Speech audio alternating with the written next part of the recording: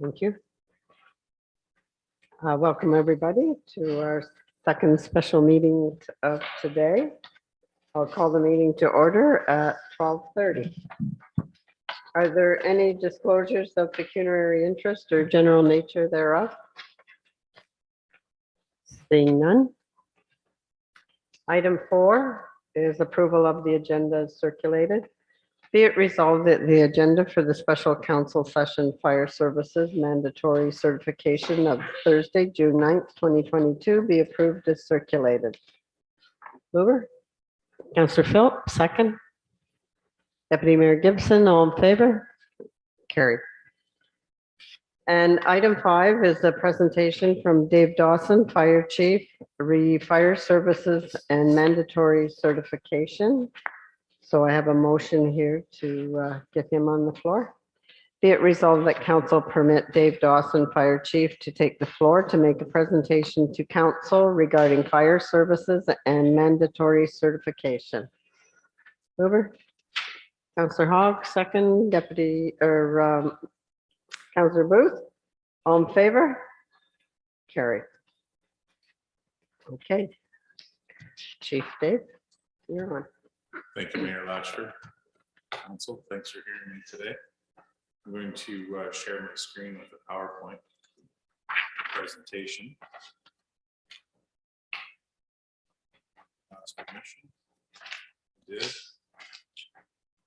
Go. So the reason that we're here today is to discuss our mandatory certification that has been handed down by the province of Ontario and the timelines that are associated to come along with that.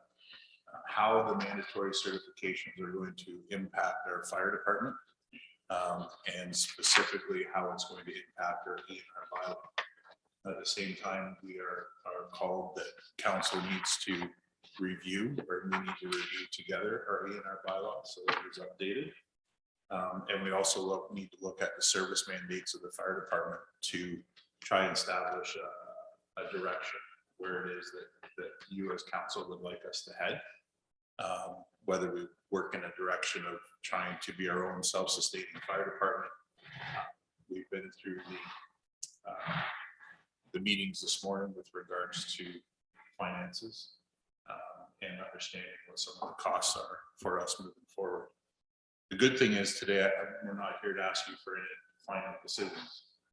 We're merely here to have a conversation about where we're being asked to go as a provincial mandate and what are some of our responsibilities as a municipality that we need to make sure that we are doing. Okay.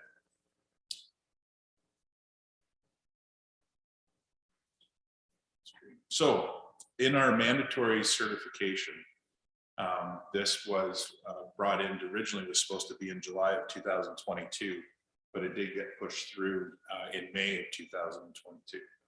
So mandatory certification, every municipality and every fire department in the territory without municipal organization must ensure that its firefighters perform a fire protection service set out in column 1, table 1, and the corresponding day specified in column 3 of the table 3. I will show that to you shortly. The firefighter performing the fire protection service is certified at a minimum to what is set out in column 2 of that same table. And that the regulation provides that certification standard referred to in clause A does not apply with respect to the firefighter. We'll get there in just 1 minute. So certification, this is one thing that has been in much discussion around the province.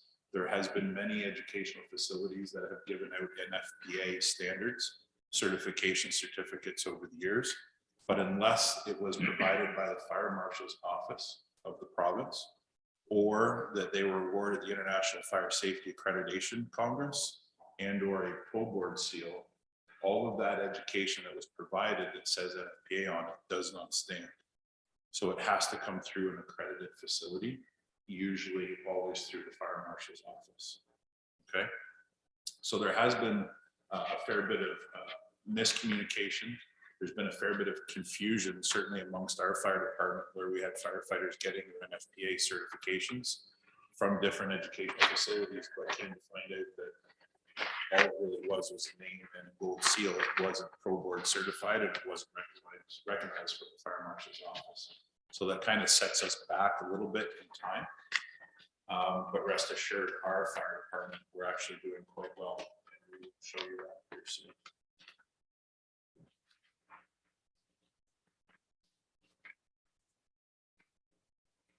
To share another screen with you. When we look up the table, which is up here on the screen for you, it identifies each basically what we call a JPR, which is a job performance requirement. Based on the action or service that we're providing as a fire department, it states what the qualification is for that. The table is quite long. I believe there's 44 bullet points. We're not going to go through every one of them. You guys have the URL in this PowerPoint presentation that you can certainly look up and go through. It calls for a lot of standards within what is called the NFPA 1001, number 1 and number 2, which is basically known as firefighter 1 and firefighter 2 as an NFPA qualification. The majority, yeah. Just a quick question, Dave. No grandfathering.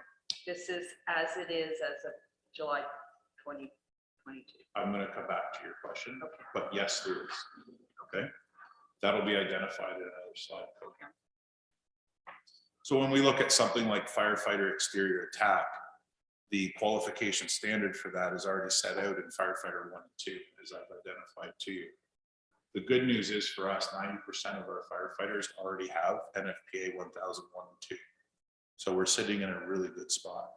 Where things become a little bit more difficult is when we get into some of the technical rescue aspects and some of the other NFPA standards that we need to get our firefighters trained to. But when it comes to training of our firefighters, right now we're under a bit of a rudimentary training. Ministry of Labor sets out that we must train our firefighters. We need to train our staff in anything that we ask them to do. And we do a training schedule. It's a yearly calendar. But our training could certainly turn or switch to accommodate the certification standards that we need to get within the timelines that the province has set out. Is it going to cost us a little bit more money? Yes, ultimately it's going to. Based on the direction that you council want us to go, we can come back and identify what exactly that cost is going to be and maybe do a couple different research projects for you. But we'll come back to that a little bit. So if you pull up that that chart, that table that is already identified in the FPPA, it will show you everything from firefighter operations, pump operations, team leads, which means somebody that is a supervisor. So you have your acting captains, your district chiefs, deputy chiefs, fire chiefs, all need to be and have these qualifications. So I'll leave that to you to review at a later date.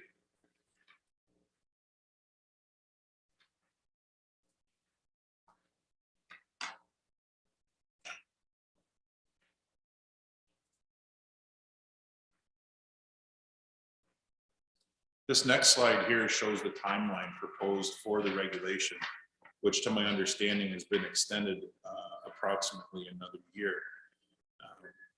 The original timeline that the regulation was supposed to come into effect was for July 2022, as we previously identified, but it did come in May of 2022. September 2023 is the deadline for the grandfathering, which used to be grandfather.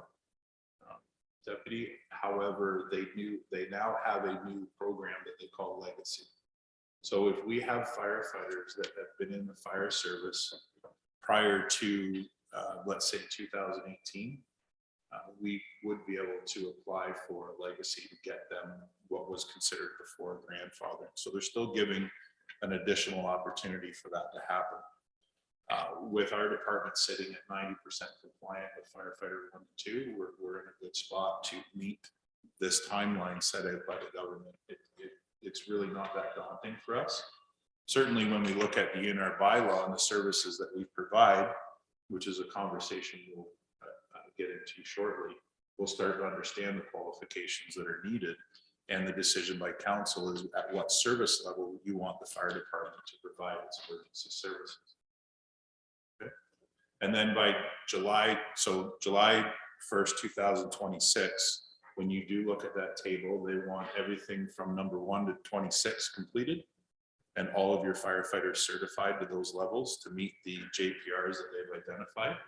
The JPRs, again, is the job performance requirements that are listed within the NFPA qualification standards. You can go to nfpa.org at any time and you can look up any standard you wish under the free access column just by establishing an account. It's a very good user-friendly system, and it clearly identifies the standards that they're asking us to follow. And then completion of all of the NFPA compliances within that document, they want completed by 2028. But we start to get into quite a bit of technical rescue. And as an example, Councillor Hogg asked earlier with regards to trench rescue, we call on either Cobourg or Peterborough to provide those services. We operate at the NFPA 1006, which is the technical rescue standard, at an awareness level. An awareness level basically means we do everything we can outside of that trench, but we don't physically commit any firefighters to the inside of that trench because they're not trained. And further, what the province is asking for is that they become qualified or certified to be able to provide or perform that emergency rescue. A lot of these certifications, keep in mind, come about because of firefighter injuries and firefighter deaths. And so training our staff is not to mention a ministry labor requirement, but it's something that we just need to provide. When we look at our bylaw, thanks to Yolanda for correcting my number, 142-2016, it's been 6 years since we've looked at this, and it's probably something that we need to revise so that it matches the new legislative requirement with respect to the FPPA. And I'll just read it to you. So, due to the fire department's reliance on firefighters, the topographic and geographic configuration of the township, the level and amount of equipment at the department's disposal, and other budgetary constraints, the services listed in Appendix B, which we'll go through, although approved, may be provided as limited services as defined in Section 1 of this bylaw. So while council is in perfectly within their right to be able to say this, we can also look at a standard that's called the NFPA 1720. 1720 sets the standard for volunteer fire departments. And that's where we find that we try to reach certain benchmarks. Is there a requirement that we absolutely follow NFPA 1720 to a T? No, there isn't. Not the same as what they're considering the mandatory certification. However, it is considered best practice, and it is something that we definitely try to achieve. The Township of Wallen accepts no liability for the delay or inability to supply services in Appendix B of this bylaw due to the provisions of its approved services, as limited services are due to the existence of unsafe conditions encountered en route. And all of that is very true. You never know what is going to impede you.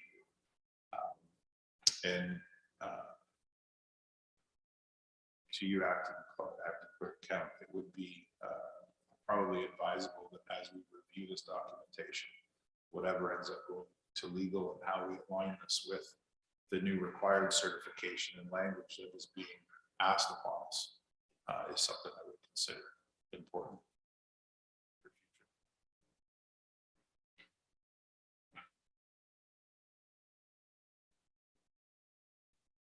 So when we get into our core services, this is Appendix K, under our emergency response. We have listed the structural firefighting, including limited internal rescue and fire attack in accordance with the fire department's level of training, operating guidelines, occupational health and safety guidelines, and the number of type of personnel and equipment available to the department on each specific emergency response. You can see where that language probably starts to change when we're looking at mandatory certification, because we're able to start benchmarking the training that our firefighters are achieving. Some have made the simile that no different than hiring a plumber or an electrician. Are they certified? Yes, they are. So now you benchmark them. So our firefighters, what would fall under this example here is NFPA 1002. Emergency responses, we've identified water rescue. Water rescue because of Lake Ontario, because of Rice Lake. This has definitely been a contentious conversation amongst many. Rescues are definitely at a minimal number. Cost of providing the service is at a significant number. That becomes choice of council whether or not they want to continue to do it. It falls under the NFPA standard 1006 water rescue, ice water rescue. And then we also have our boat operations on that. When we talk about the same thing with operate on the water, we also have islands, and we have residences and cottages on those islands that are populated. That's something that we'll come back to in another conversation under our community risk assessment, which is something that's being mandated by the government as well. The emergency response to properties accessed via roads, private lanes, private driveways may be limited to the condition of such road, land, or driveway, including, and it identifies the ones that it includes. However, even though that we've said this, now that Deputy Gourd has been helping us a lot with regards to fire prevention, public education, and now with bylaw, we are identifying that there are private roads, there's laneways that we do have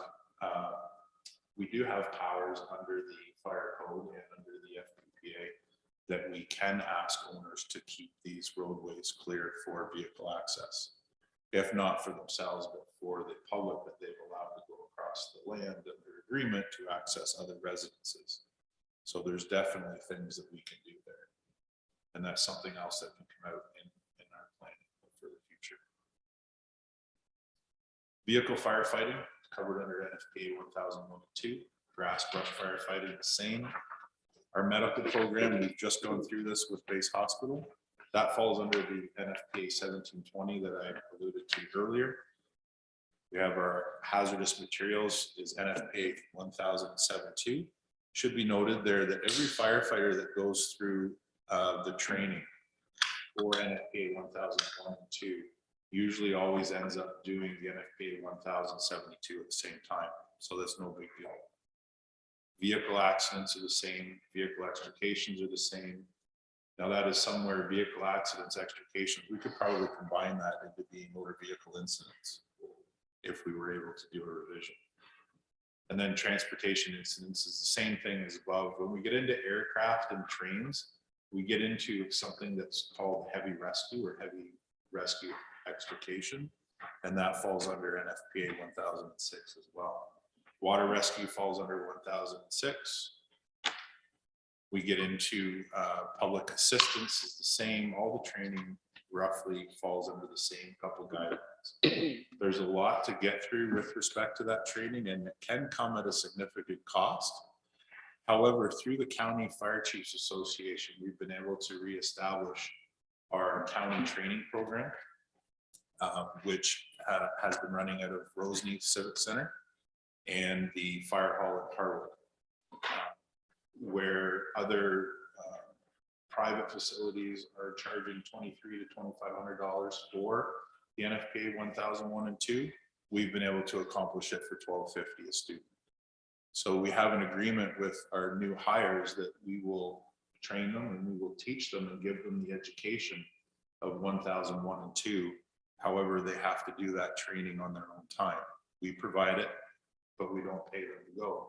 The biggest reason for that, for students that go to schools, so colleges, that will cost them between $15,000 and $20,000 to accomplish the same thing. And we're able to do it because we're putting our resources together as municipalities to be able to try to accomplish what is being asked of us. We get into trench rescue. Councillor Hogg is there, same thing. Mutual aid, automatic aid, just for clarity. Mutual aid is the act of providing services and support for your neighboring municipalities, emergency services when they call you during an emergency.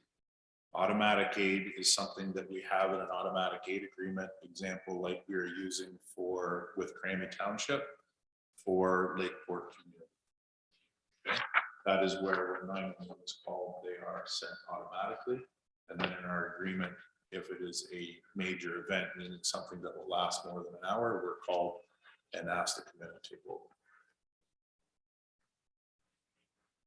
I should mention that our automatic gate agreements still exist at no cost.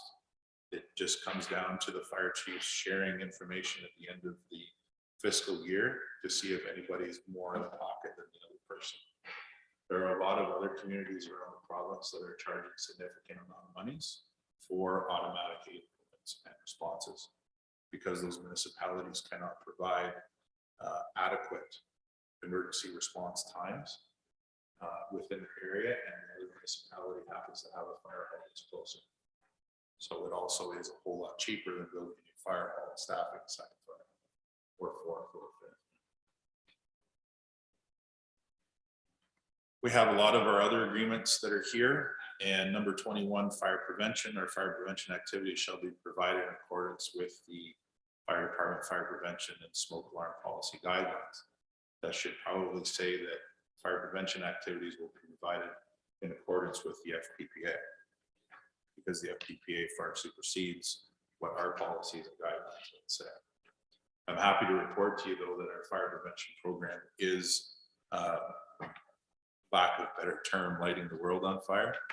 But the amount of inspections that are being done, the amount of public education opportunities that are being done are quite significant compared to this time a year ago when we first met.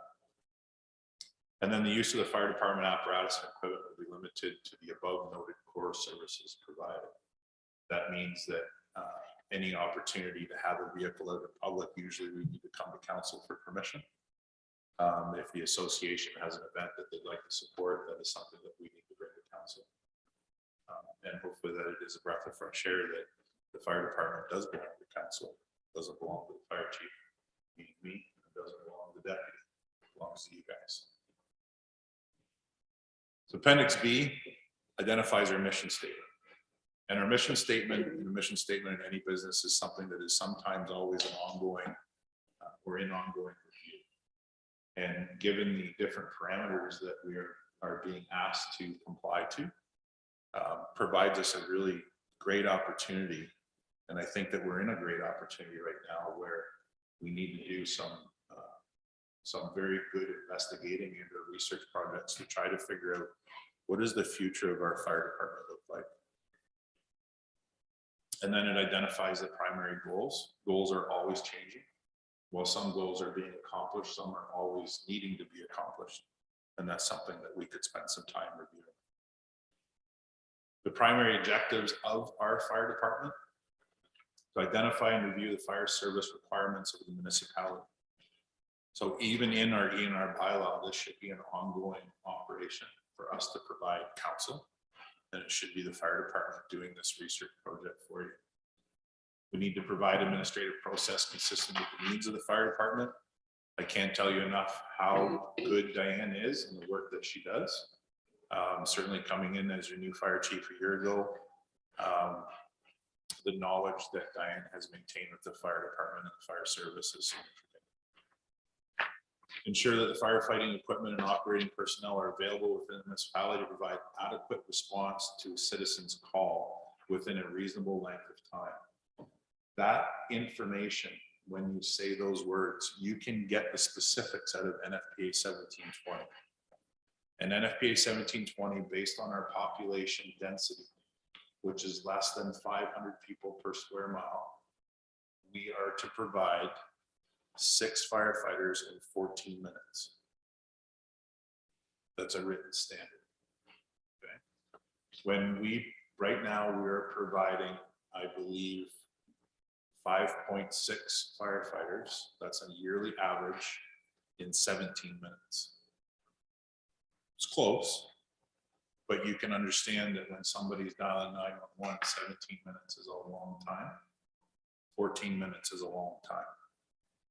We want to provide response as soon as we can, every time, the best we can. And that is definitely our goal.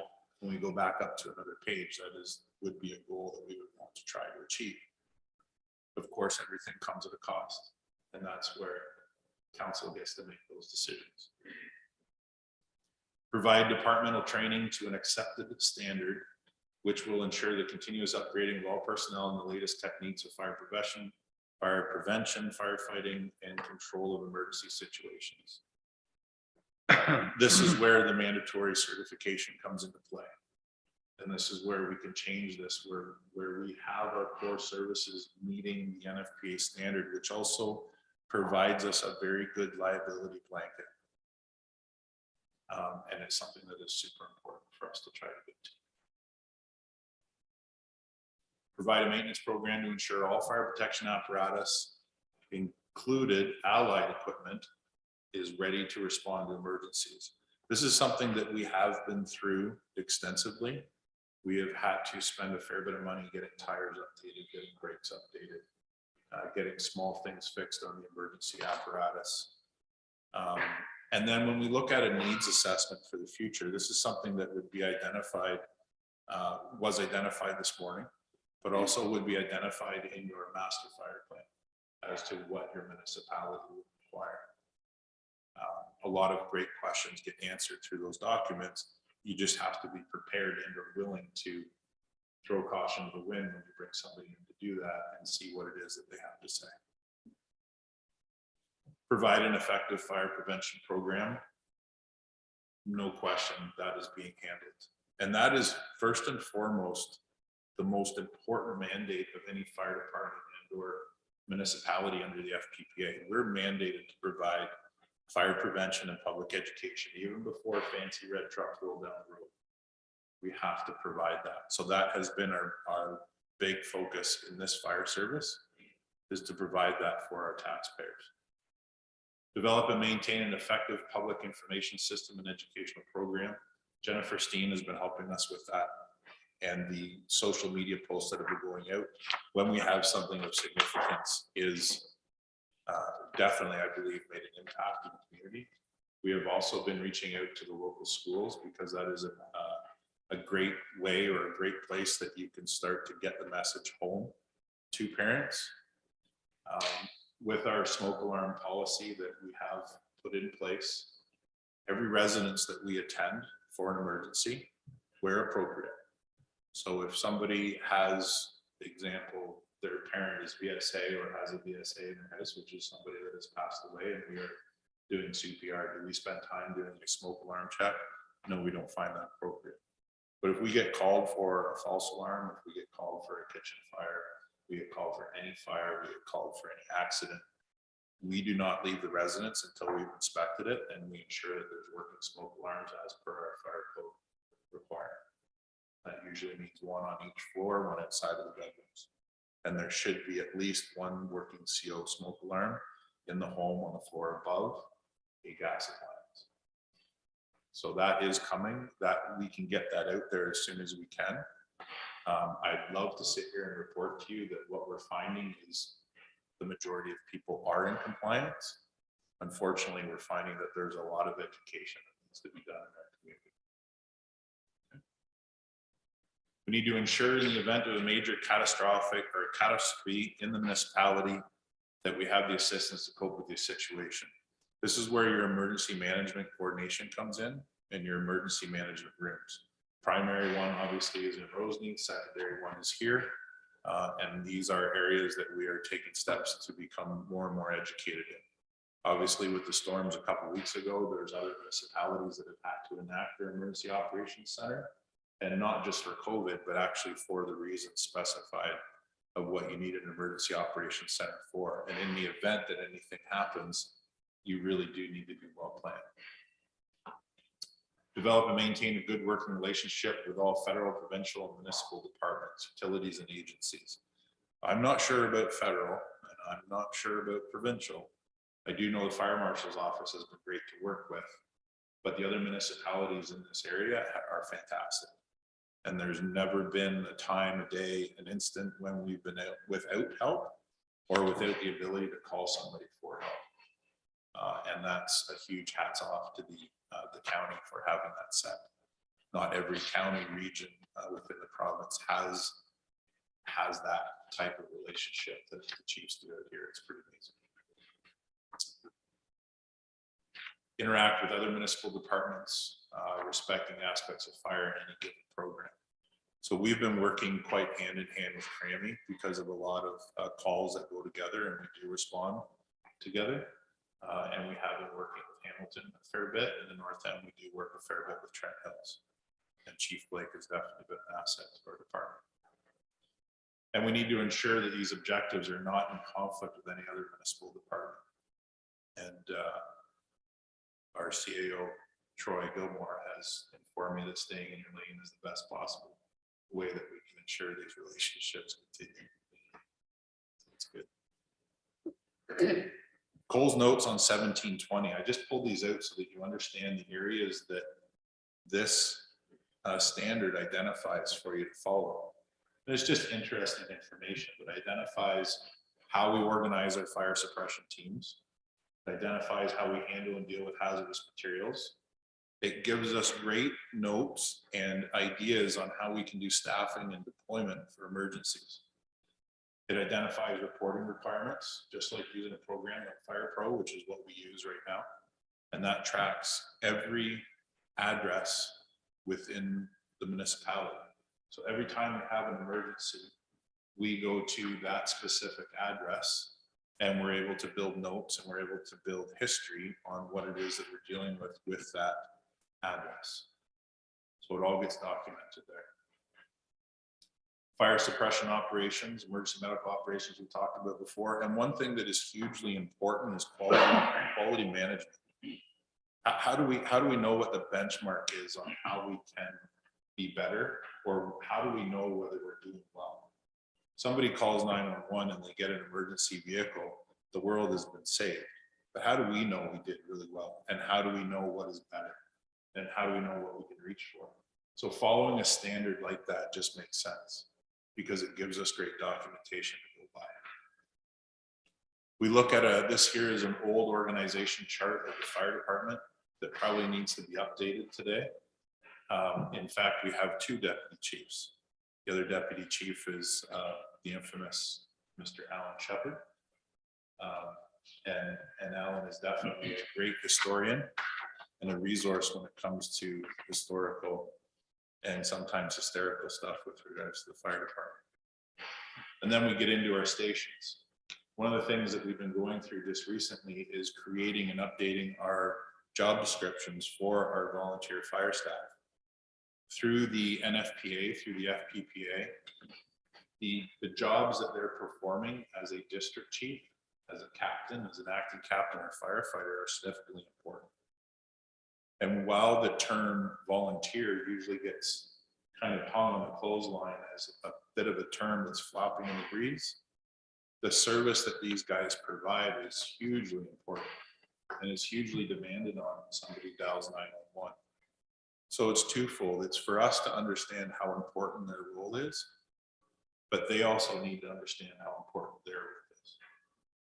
And while it used to be maybe 20, 30 years ago, I know certainly when I started over 20 years ago, it was a whole lot of fun. And it was just a lot of fun. But then somewhere life changed and it got a lot more serious and it got a lot more busy. And I think that that's something that we do need to keep in mind. Last year, our department ran over 350 calls. You're asking somebody to leave their home once a day on average. And that's a significant impact for us to consider. When we look at the FPPA with regards to community risk assessments, it says that every municipality and every fire department must complete and review a community risk assessment as provided by this regulation and use its community risk assessment to inform decisions about the provision of fire protection services. So community risk assessment is a process of identifying, analyzing, evaluating, and prioritizing risks to public safety to inform decisions about the provisions of fire protection services. It must include considerations of the mandatory profiles listed in Schedule 1, which I'll show you. And the community risk assessment must be in the form that the Fire Marshal Office provides and or approves. Municipality must complete the community risk assessment no later than 5 years after the day its previous community risk assessment was completed. So this is going to be something that's ongoing. Okay, and we have until July 1st, 2024 to get it finished. And then every 5 years after that. And I believe that a big reason for this is so that fire departments and municipalities don't become stagnated in the services that they're providing. But the other thing is that they don't become too far behind. And when we look at replacement costs of equipment or how old the infrastructure equipment gets, it's so that we can stay up with some of the standards when we're dependent on to provide the service. And then this chart here, which is before you, identifies more that you need to know about with regards to the community risk assessment. I don't really need to dive into that too much with you. And then mandatory profiles in Schedule 1. So it asks you to look at your geographic profile, which we identify in our bylaw. So the community risk assessment will also give us great language and with respect to reviewing our bylaw and what we can put in there. Your building stock profile, what it is that we're being asked to respond to. Critical infrastructure profile, demographic profile, which is always increasing. What our hazards are, public safety response, what's expected, community services profile, economic profile, something that we're always trying to deal with. And then it looks at our past loss and event history. So the numbers and types of emergency responses, injuries, deaths, and dollar losses that we've had. Unfortunately, the province is among probably the highest death rate for fires in the first 6 months of this year. Not sure why, but that was reported in our last course that we were on a couple of weeks ago. Comparison of the community's fire loss statistics with regards to the province. So how are we doing? So it's a grade. The next slide, which if you look at the screen, I was able to bring this up. And I spent some time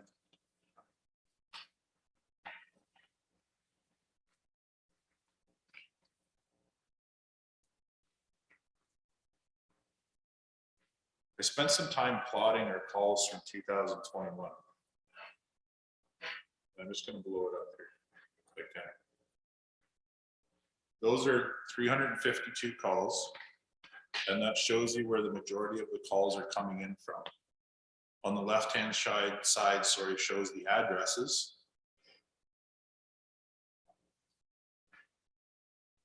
I won't go through them, but there's a fair bit there. And then when you look at it, you can see up Roseneath area, Alderville area. The Alderville area is becoming more and more busy all the time. The amount of traffic coming up Highway 45 is hugely significant. The building that is happening in the Alderville community is significant, and we're providing services for that. The other thing is the Roseneath area. It's almost like we've seen a bit of a trend shift when Roseneath used to be fairly prominent with a general store, a restaurant, fairgrounds, and now we're seeing a trend shift where that no longer exists, but the Alderville community is growing. And so identifying some things that we can do there to provide our services. And then obviously when we look down to the south, we have quite a few calls in around Grafton, which makes sense because that's our population density. Not to mention the 401 adds a significant risk to our community for flowing through that we need to provide emergency services for. So things are moving on. The reason I bring this up to you, because when we look at the community risk assessment and or a master fire plan, as council is making decisions on where to spend money, you are building somewhat more of your day staff, your fire chiefs around during the day, fire prevention officers around during the day, all the time, sometimes too much. There are other people that are coming, being part of working with the fire service and things that we need to do, and they can't work alone, so they need to work under supervision. We also want to look at what's the sustainability of our fire service with respect to remaining volunteer part-time. just because of the sheer dollar cost. And I believe if that's one of the things that you've asked me to do, that's the situation I came into. So does it make sense to have your day staff in the farther north of your community? Does it make sense to build a centrally located emergency service that can respond in any direction at a time within our response area? There's these questions that need to be asked, need to be answered, and that we need to discuss.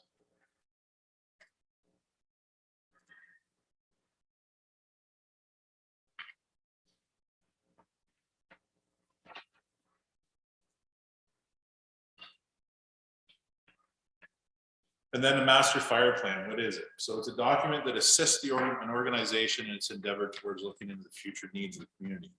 Properly conduct a master fire plan, a full review of past and present services supplied is required, along with the assessing the success and the delivery of those services to the community. It goes hand in hand with the CRA, Community Risk Assessment. So while the Community Risk Assessment identifies what your immediate risks are, the master fire plan identifies what we're going to do about those risks over time. There are a lot of municipalities that are combining their community risk assessment with the master fire plan and having it done at the same time. I have heard that comes at a cost of somewhere between 25 and 40,000. It does take a little bit of time to have that master fire plan done. I've heard it can be a couple months to 6 months. It really all depends.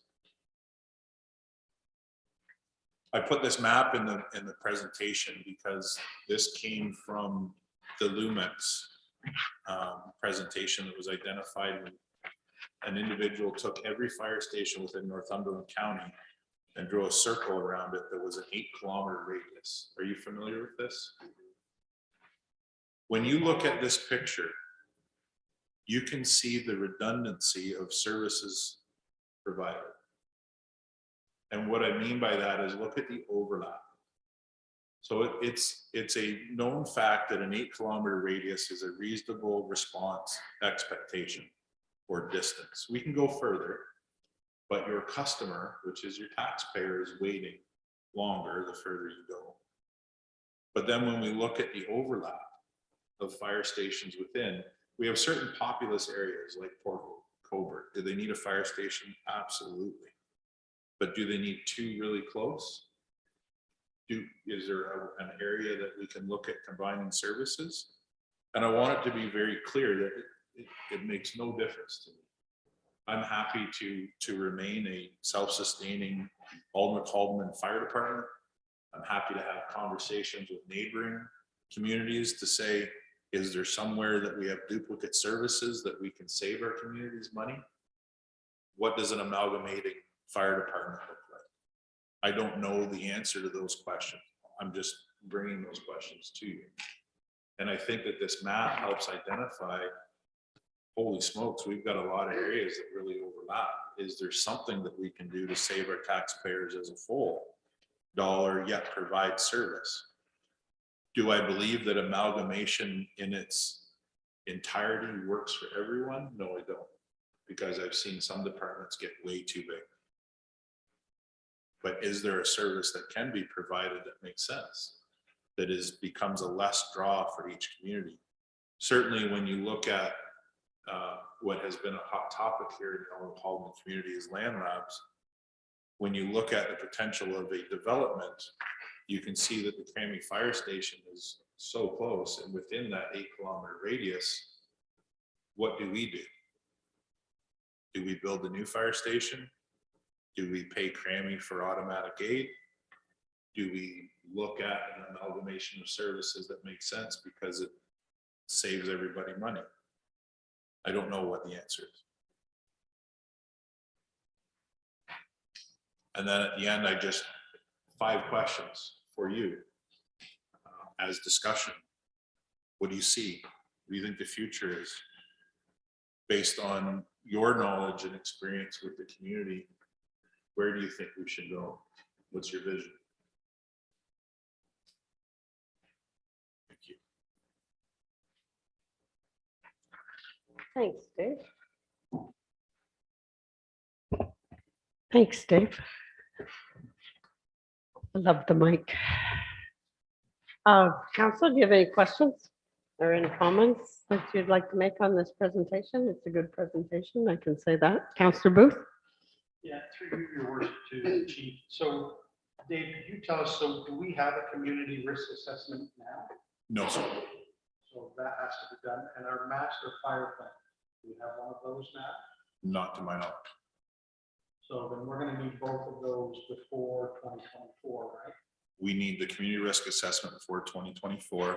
Master fire plan is considered good practice. So I'm guessing that's something that's done externally, not internally by your staff, right? So that's gonna Correct. be a budgetary thing that we should be seeing the budget coming up, right? Correct.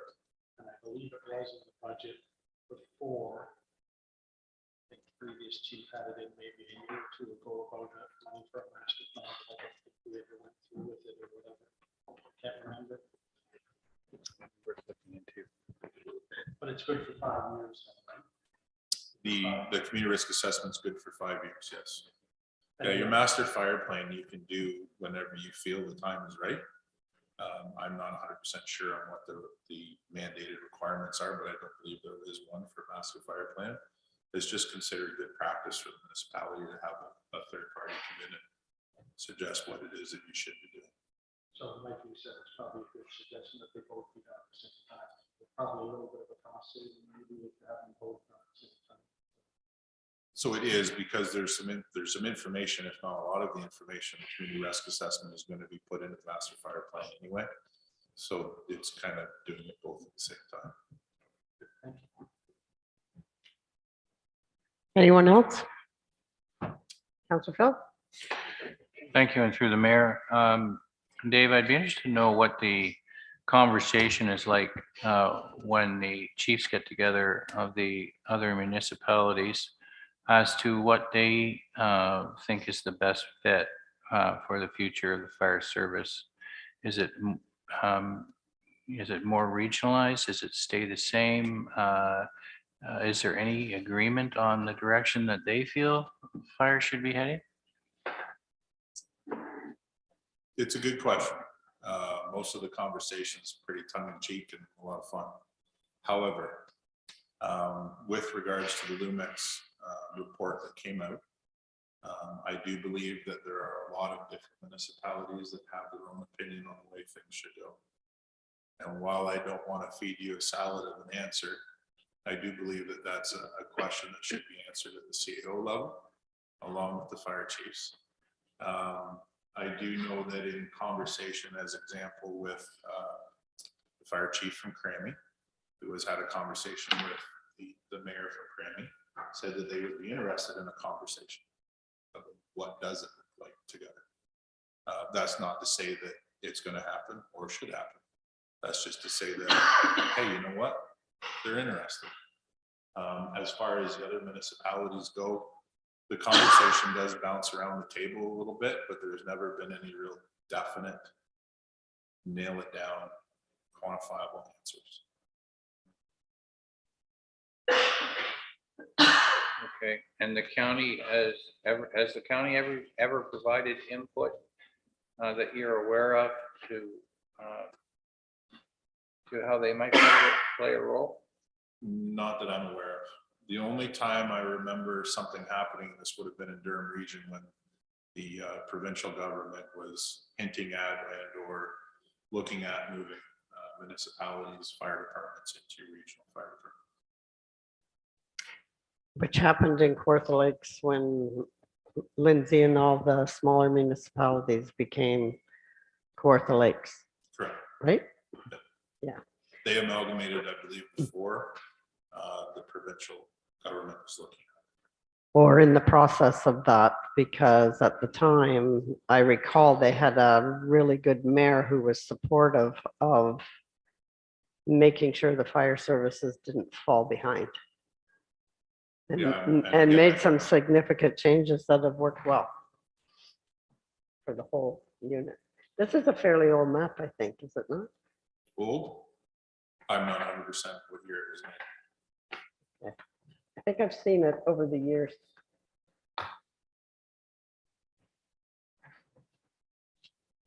Any other questions? Deputy Mayor Gibson? So thanks, that was really informative and I appreciate getting the information. When you're talking about the mission of the fire department, is that in collaboration with the township or is that a standalone, that's something that you lead the department through? And if so, it's, is that something that comes in with your, in your review periods? Is that something that you build into that 5-year review? I believe that it all works part and parcel together. However, if I was to break it down, I would say that council needs to identify, needs to understand, first of all, which is what we're trying to accomplish. And then council needs to identify what they want their fire department to provide. So you set the level of service. When you set the level of service, we can then develop a mission statement to support that level of service. When we set the level of service and or change the level of service, it's our responsibility to inform the taxpayers of this township. We're required to do that. So where we have an ENR bylaw right now that sets the level of service and identifies all of them that we do. In the revision, there's probably some efficiencies that can be had through that. And then we say, yes, we want to provide this, we want to provide that, and then we can build it from there. Because when you say we want to provide all fire protection, so we do interior, exterior, everything, it's our responsibility then to say, yep, and all of our firefighters will be certified to this level. If you say, yes, we're going to do auto extrication, perfect, we're going to do auto extrication and everybody's going to be certified to this level. And that's what we're going to provide. If you decide that through whatever reason, this doesn't make sense, we're not going to provide trench rescue at all. Not even going to do it. If the call comes in, Coburg's getting a phone call and they're coming to deal with it, then that's up to you. You set that level and then we set the standard or provide the standard for it. And I believe that when we do that and we know what direction you want to go, we can build you a mission statement to support and we drive that mission statement. So because you mentioned in the report the conversation that's been had around water rescue and ice water rescue. Mhm. And I'm thinking, obviously there's some, you're wondering whether that's a service that, we can afford to provide. I read into that. And then if we don't, is it our responsibility to ensure that neighboring municipalities can provide it? Or is that just something that if that happens to you, that, you're out of luck? So it's a great question and we can use it as an example. And it becomes, it's a two-sided coin. Can we afford to provide it and can we afford not to provide it? Exactly. Right? So we would do a study, we would look at, okay, well, how many residences are impacted in our area, in our response area? And our response area has been already laid out for us. And so we look at that, we look at the past history, what types of calls have we done. And I know, and we've spoke about this before, that we've averaged about 1 rescue a year. So the question becomes, it's like that, it's the balancing scale. The question becomes, it's costing us $20,000 a year to remain in service for the training, for the boat, the equipment, etc. And we're doing 1 rescue. So then you're weighing. So then, okay, do we continue to do that ourselves? Or do we speak to our neighboring municipalities and say, okay, how are we going to provide this service? And then it becomes your fire chief's job to come back to council to say, this is what it looks like. Here's choice A, choice B, choice C. And now we make a decision to say, we're either going to do it ourselves and keep doing it ourselves, or we're going to look at what do shared services look like. And an example, so Chief Blake had started this a few years ago called the Rice Lake Accord, for lack of better terms. And it was to bring all of the surrounding municipalities that surround Rice Lake to say, okay, identify what are our equipment, what services are we providing, and what training level are we at. And then how can we provide this as a group of communities for this lake? But then you also end up into another conversation because the lake is federal land. So then is it our responsibility to provide rescue services on federal land? And then who's paying for it? So we're constantly in a quandary about where our funds coming from. And how we're gonna do it. And I look at Rice Lake and I think too, so that involves another county. Yes, Because that involves Peterborough County if you go outside of Northumberland and partner with, Right. you know, that other municipality. it's my understanding that that has been part of the conversation. I know that there is a strong will right now to bring that conversation back up again and put the chiefs together again to see what we can work out. Definitely conversations about what does fire suppression look like? Who has the most residents? Who has the most rescues? Who's getting the most people? So all those things kind of play into that. I know that Trent Hills gets hit pretty hard because it is the Trent Waterway. And the Trent Waterway goes through the center of Rice Lake. Obviously. I think for us, probably our impact would be looking at how many islands do we have? How many residents do we have that are lake access? And what is smart practice with respect to fire suppression activities? And what do we provide? And we're getting to identifying that service level. What service level do you want to provide the taxpayers of this municipality? And it becomes, it's a hugely important question to get answered. And it comes with big responsibility, right? As an example, if we say we decide that we're not going to provide water rescue operations or suppression activities from the water, and we take that out of our A&R bylaw, then it becomes our responsibility to educate our taxpayers, our customers, potential customers, that we no longer provide that service, so please be prepared.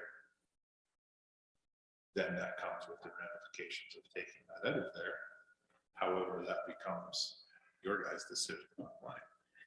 Well, and on top of all that, they're all over the lake, regardless of where they live or may stay. This doesn't mean they're falling out of the boat, you know, on each side. So it's difficult.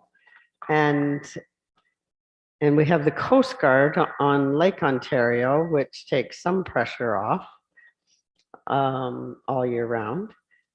But we don't have the Coast Guard on Rice Lake.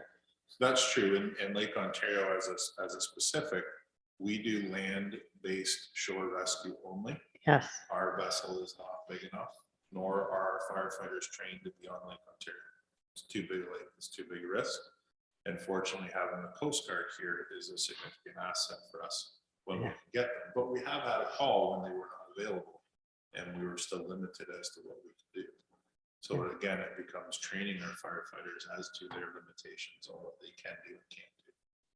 Emergency responders can go to and get called to anything, but it's understanding what you're trained to do and what your limitations are. Those can be very frustrating at times. And pretty hard when you're there and you're seeing it, not to maybe do something that you're not to go past here, Correct. right? But you're looking at that person and it's the hard call. If I can add to that, the fire departments have been something that have really been, I would suggest, the heartbeat of the communities that they got developed in. There's been a lot of people pour a lot of energy and effort into the development of them. And it seems now that we're being handed regulations that we must follow because they're legislated. And where a lot of volunteer departments got built on the mere backbone or the backs of those that provided it, and municipalities that chose to provide it. Keeping in mind that under the FPPA, you don't have to provide a fire department. It just became something of acceptance. Really, all we need to provide is education and prevention operations, right? Well, So- and the true volunteers, they weren't municipally supported whatsoever. They fundraised, they built their fire halls, they so bought the- old water trucks that became fire trucks and Correct. weren't So- paid a nickel. They just, yeah. So the reason I bring that up is because I believe that you cannot obtain or gather enough information openly and transparently to make appropriate decisions on behalf of the municipality. And that's all I ask that we do, that we put things in place, that we gather the right information, and that we start the process. And being that it was an election year, as I've explained to a couple others, it was important for the fire department that we have this on record, on minutes, that it gives us a foundation that we can move forward from. That if the recommendation is to go ahead with their community risk assessment, our master fire plan, look at different things like research projects, have great conversations with neighboring communities about what future looks like.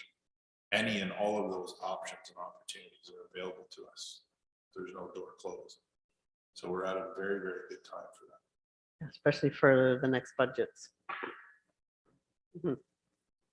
Councillor Phil? Thank you. Through the mayor. Yes, I will. Thank you, through the mayor. I'm just going to ask a Councillor Booth question, although he doesn't know it's coming, but I'm sure he'd be thinking it. What is the legal liability of the township if we pulled, say, a service like a water rescue and didn't provide it? Can we be sued for lack of duty? I believe that question would be above my pay grade and position, so I would defer that to our legal advice for I'd sure. say it's even above mine. That would be a lawyer's opinion. So I'm not about to answer that one right now. Yeah, I guess it's a facetious question, but I think it's worth asking because, you know, you don't want to withdraw services because you can't afford them and then find you couldn't afford not to have them. Well, and what's a life worth? Yeah, You That's know. a hard one. so I'm just going to put that on as an appendix to your thoughtful questions that you've left us with today. Appreciate it. Councillor Hawk? That was a very good presentation. How much now are we spending on the watercraft, for the water vessel? So currently, we're not spending very much at all, but it is 18 years old. That's right. And when we look at the NFPA standard on fire apparatus that's in service, 15 years is the mandate for your first response vehicle. 20 years, 15 to 20 years can be second response, and 20 to 25 can be third response. So you get into additional apparatus. If you're relying on your boat for different operations, then it becomes a first response vehicle, or you can consider it a utility vehicle to assist you when you need it. The boat that we have now is not a suppression boat. And so the opportunity to provide suppression services to the islands and or to waterfront property is, let's say, very difficult. So if we were to look at the replacement of that vessel, we would look at something that would increase the fire protection ability and suppression services that we provide. We would want to better what it is that we do. Well, my feeling is that our fire department mostly isn't posting up the lake like what Harwood is, or maybe some of the other ones.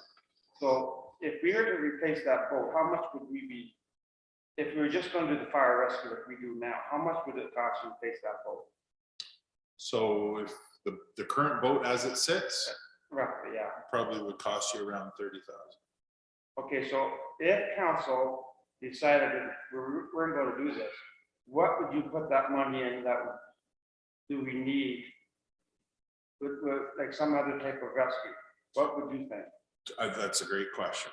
So when we look at efficiencies of any business operation, we need to look at everything and then try to make educated guesses on where to go with that. I don't think it's a specific answer to say where would that 30 grand go, because currently we're sitting at an operating budget of, I believe, 810 or 820,000 for 3 fire stations. Right. And we're waiting for the population information to come out about what our densities increase to. And I would hazard a guess based on our truck procurement, apparatus procurement, just to sustain what we have now, would be an additional $280,000 a year on the budget. And then you also have your other training requirements and blah, blah, blah. So I would expect, hopefully you're not gonna ask me to define what blah, blah, blah is, but anyway. I would expect that your operating budget for 3 stations will probably gonna fall in around 1.2 in the future. And then within that $280,000 a year on that procurement plan, you would identify replacing the boat. So I can't specifically say, what would I spend $30,000 on? Because I could probably give you a binder. Yeah. That's what I'm saying. I was thinking of maybe a special equipment or something like that. If you were to, my recommendation, if you're asking for that, and this is just merely my opinion, I would buy a suppression. Georgian Bay boats, as an example, in Perry Sound, make some really nice Canadian boats. They're an all stainless boat. They have a fire pump on them. They have a little man station. They have a front ramp that you can offload your ATV onto the island and or walk. Fire pumps, hose, everything off it. You're making it easier for your personnel. You're providing a better service. Those boats will cost about $100,000. They'll last you 20 years. However, you break it down and then all of a sudden those boats are costing you $5,000 a year to have. That's not so bad. But the level of service you're providing is better. So when we look at the efficiency of our practice, we're also trying to look at, are we providing the service at the best possible way that we can? Are we being the smartest we can be? Or are there other things that we can do? And that's where it comes down into like a strategic planning meeting. So we have these funds. Where do we vision that these get spent? What are council's wishes? It's not the wishes of the fire chief. It needs to be a group effort. It's a team effort. Where are we headed? That's what I'm asking for. So it's a lot to think about. Really. And, you know, when we talk about Rice Lake, now Harwood doesn't have their boat anymore. I think they just have the one boat out of Butte Lake. Am I correct? Harwood has a pontoon boat. Yes. A pontoon boat. Okay. And then there's a municipality that was on the other side of the lake, and that fire chief only wanted their rescue people to come out so far and not to come across. So I think a lot of it might depend on if it's going to be something around the whole lake, what the recommendations of the chiefs around the lake. You know, what you come up with that as well, how to help each other the best way we can. Correct. Yeah, so, you know, and fire services are ever evolving and getting more demanding and more specialized, and we have to look after our firefighters as well, because we need the best in safety for them. Would it be fair to ask Mayor Ashford, what direction do you want your fire chief to work in? Does council have any recommendations? Well, These are not financial decisions, just merely recommendations. do we want a chance to think about it, or you Well- got them off the top of our head? I can say after listening to your presentation that I think that you should be in constant communication with the other chiefs in our neighboring municipalities and within the county about how to better services. My guess is that you do that in an informal way already, but I think you should be formalizing that, because my guess is every municipality is in the same spot about, you know, following regulations and budgetary constraints. So, and nobody wants duplication. We just want the best service that we can provide for residents. So that's what I would say, that, you know, keep talking and I would make it more formal if you can. That's my opinion. And I think we need a priority list as to what you would choose to do.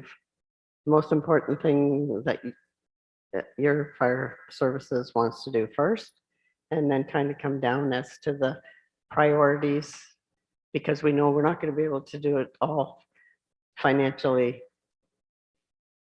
together. So what's the priorities and what falls into place under those priorities? Counselor Booth? Your worship to the chief. So Dave, does anybody on Rice Lake have a suppression vote? I don't know the answer. And I guess when it comes to mutual aid, because we don't have a fire suppression vote, so if there was a fire on the islands or something like that, do we have an agreement with Hamilton or somebody else that has a vote? Would they? I believe the last time we had a structure fire on the island, I'm told that we used our boat and we just hand maneuvered our fire pumps into the boat and our hose. And then drove the boat to the island, took the pumps off and then extinguished the fire. But that would be what was left of it. So the chances of rescue become very minimal. Your suppression opportunities and or efficiencies of your practice become very minimal. You just kind of do the best you can. Have we spent a lot of time as a department training for this? I don't believe so. No. But it's something as we look at evaluating our service and understanding what we are to provide, and then working to achieve the best standards that we possibly can, given the operation dollars and or budgets that we are allowed to put. So that becomes part of the master fire plan. That becomes part of your planning process through your leaders, your senior managers of your fire department. And it's just one of those things of not sitting back and settling for status quo. It's reaching for more. It's reaching for better. And when it comes to mutual aid, I'm just, thinking in the future that if a municipality did go through with a fire suppression vote, or that the mutual aid, if that was used a few times by different, is there a charge back for that? Like, you get something from that municipality to help out with the cost of it, or is it just one of those things that your staff would go put it out and like, I don't know. Anytime I've ever been in those types of situations, I can tell you that cool heads prevail. So when we put people in a room that have nothing to achieve besides the better common good, I think we'll come out with a really good answer and a really good agreement. And cost sharing can definitely be one of those agreements for sure. Yeah. I can say that with certainty that the south side of Rice Lake does not have what I'm talking about as far as service goes. And that would be from Bugley up to Hastings. Now we could look at just staying the south side of the lake and what we can accomplish between the three municipalities. We can also encompass the entire lake. We can also look at what is Peterbilt. But then we would have to look at what are the response times. The Alnwick-Haldeman Township, fortunately and or unfortunately, falls right in the middle of the lake on the south side. Mhm. When we look at our waterfront, we look at our access points. I believe I wrote a letter last year about a new dock, et cetera, stuff like that. There's grant money that we could probably find. There's places we go. Does it make sense to keep something in the middle of the lake as opposed to at either end?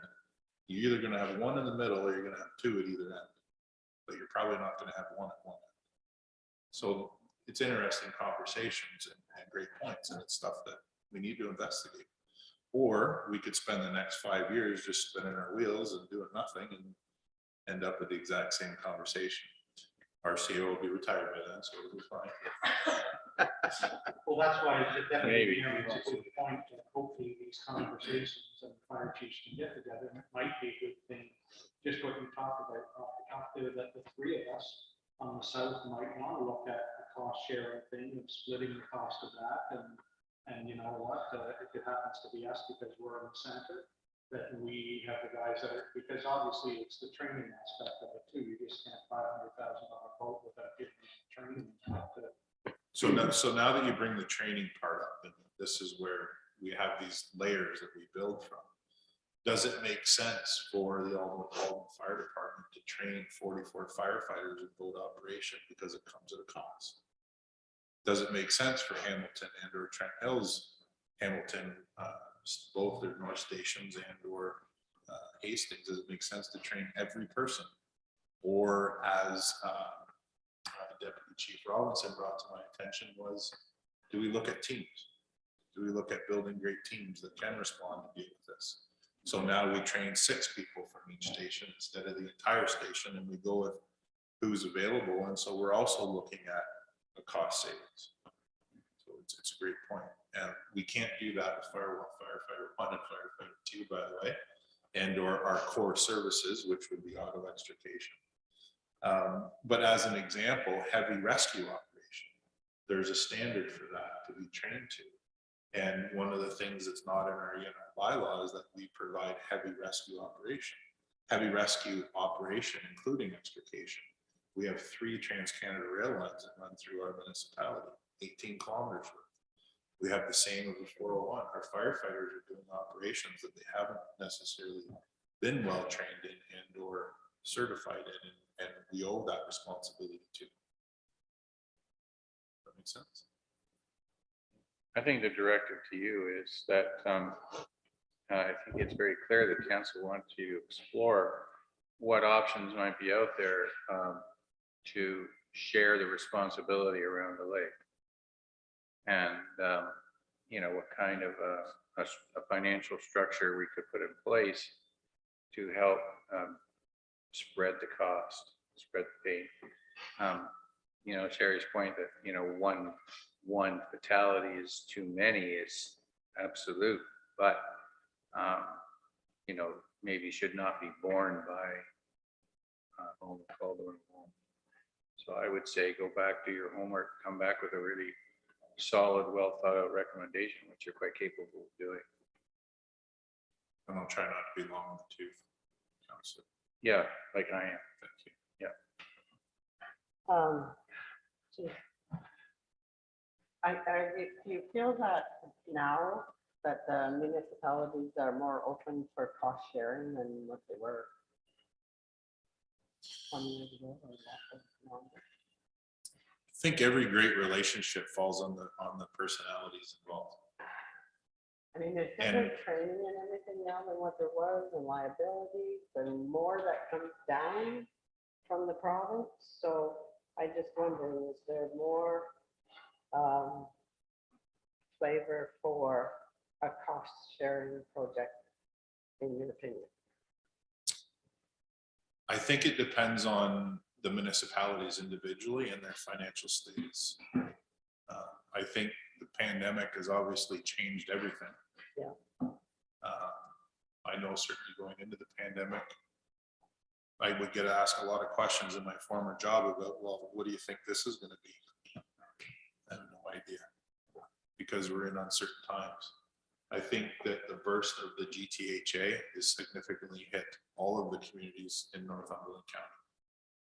I think the communities that have big developments in both industry and residential are the ones that are sitting with cash flush pockets right now. I think those that are not don't necessarily do, and we're trying to provide the same service with yesterday's money, and that's difficult to do. So it requires new conversations. It requires new projects, new research projects, new opportunities to look at. And I think that if we're not open-minded enough, we may miss something, and we may need to think outside the box. So I do think that there's other municipalities that are definitely in a place to consider. But I think there's other municipalities that you'll find are just maybe not interested because they don't have to be. And I don't know any other way to explain that other than to just shoot from the hip with that answer. That's honestly what I see. Well, that's a pretty honest answer, because I think a lot of it's been like that over the years. Rob would agree, I'm sure. I'll just mention that it's on the CAO's agenda, cost sharing, shared services for our next meeting. So it's definitely it's going to be a good discussion. So great report, great presentation, and I'll be able to take some of what you're looking at to that meeting. So, but I know it's become a big issue at the CAO level. Just the cost sharing is huge. Councillor Booth? Since we're talking about cost sharing, just one more question, and you showed us the map there, and the concerns about 45. Currently, you have an agreement with Elderville right now on fire and. Can you tell what it is? So we have an agreement. The agreement, the last agreement I have, correct me if I'm wrong, quickly, was signed in 2017. That's correct. So the demographic of the area has changed significantly in the last 2-3 years. I have had a great conversation with Chief Mowat. We've had a few. They've been dealing with some other situations up there. And I can say to you with full certainty that Chief Mowat has a great vision for their community and has some great aspirations that they want to accomplish and get ahead of. I have spoken to Chief Mowat about looking at outside the box thinking on how we can help their community, how we can help the Alderville community, how we can provide services, how we can maybe look at federal support to provide these services. The dollar value that we're providing the services for with the size of the community that exists today is inappropriate, meaning that we need to do something. We need to have a good conversation. I know that Chief Mowat has struggled with bylaws and trying to get bylaws accomplished and or heard. And through that, I spoke to him about looking at other communities that exist like Rama, like the one on Scugog Island, about how they provide their services and what some of their agreements look like. And there's some great respect there between Chief Mowat and Rama Township and Scugog Island, etc. I have engaged in a really good conversation with the fire chief from Rama, and there is some federal funding that we can ask for through the Alderville community to provide services to them. The Rama Fire Department operates at a 25% Indigenous community support, 75% casino. We don't have a casino unless you'd like to build one. But at the same time, the municipal levies or the municipal charges are federally funded back to the Indigenous communities. So the fire chief from Rama has offered his continued support and assistance in looking at our agreement and working together with the Alderville community and the Rama community to try to bridge the gap with this agreement and see what it is that we can do. Whether the Alderville community decides that they'd like to provide their own fire services is completely their choice. However, we can't get anywhere if we don't start with this conversation. And I don't believe that it would have been correct of me to go storming through the door and saying, thou shalt sign, but can't do that. So I think what we have to do is spend our time educating each other and understanding what our wants and needs are. Yes, I agree. Does that answer your question? Except for the amount. What do we get, what do we get from Elderville per year?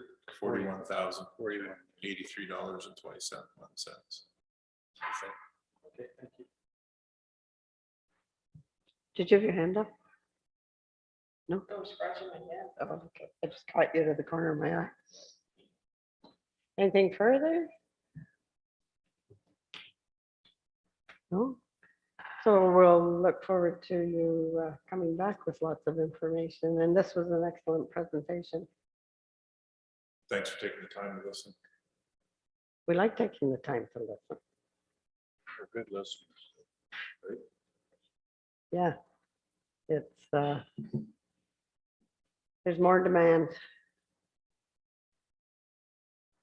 And there's more expectations of people as well, that the services are provided to a pretty high standard compared to years ago. So You know, we don't want liability issues.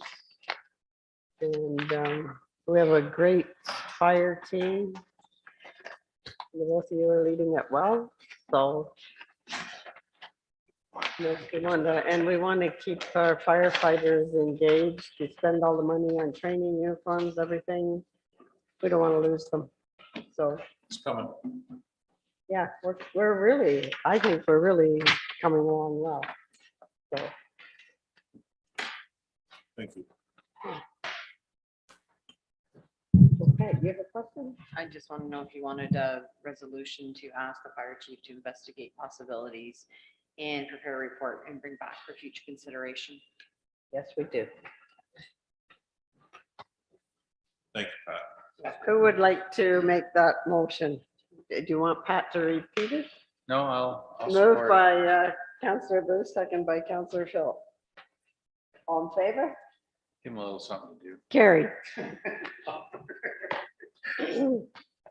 hear Pat would like to move to fire services for. We have an opening. We'll talk. Drive it down to my place, Pat. Great conversation. Good. Well, I guess we don't have anything else other than our confirming bylaw. Correct. It resolved that bylaw number 75, 2022, a bylaw to confirm the proceedings of the special session of council fire services mandatory certification held on Tuesday, June 9th, 2022, be read and deemed passed this 9th day of June, 2022. Mover? Counselor Phillips, second. Counselor Hogg, all in favor? Carried. And motion to adjourn at 1:57, I think, PM. Motion to adjourn, Sherry's favorite motion, second by Counselor Phillips, all in favor? Carried. Good meeting.